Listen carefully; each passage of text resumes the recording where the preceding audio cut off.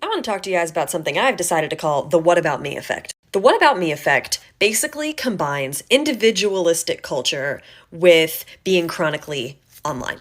And it is rampant on TikTok. And I feel like it's very easy to write it off as like a lack of common sense or critical thinking, but I don't think it's that. So before I continue, I am going to explain what this actually is. The what about me effect is when someone sees something that doesn't really pertain to them or they can't fully relate to, and they find a way to make it about them or try to seek out certain accommodations for their very nuanced, personalized situation, instead of recognizing that maybe they are just not the target audience for that thing.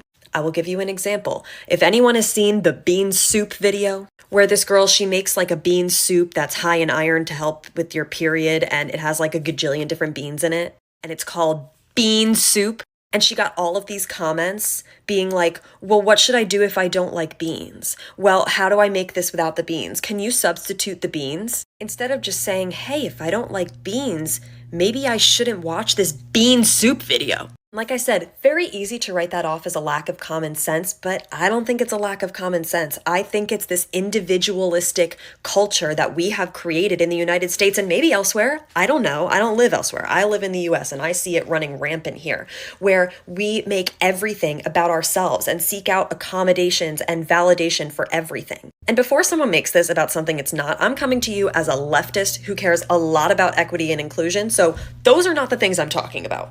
I'm talking about when I sit down after a long day and I come onto God's internet and I see videos that are like, here's how to put your hair up into a really cute hairstyle, and someone comments and is like, what if I'm bald? Imagine, I have a gluten intolerance. If I went on every single video of someone baking bread, I'm on cottagecore TikTok, okay? It's everywhere. And I was like, well, I can't have gluten. That would be ridiculous. I can just go watch videos of people making gluten-free bread. So when you come onto this app and you see a video and you have the urge to comment something like, well, what about my very specific scenario? Or, well, not everyone can blah, blah, blah, blah, blah. I'm going to encourage you to stop, use your noggin, and remember that things are nuanced. Not everything can apply to every single person, and there doesn't always need to be a specific accommodation for you. Love you, bye.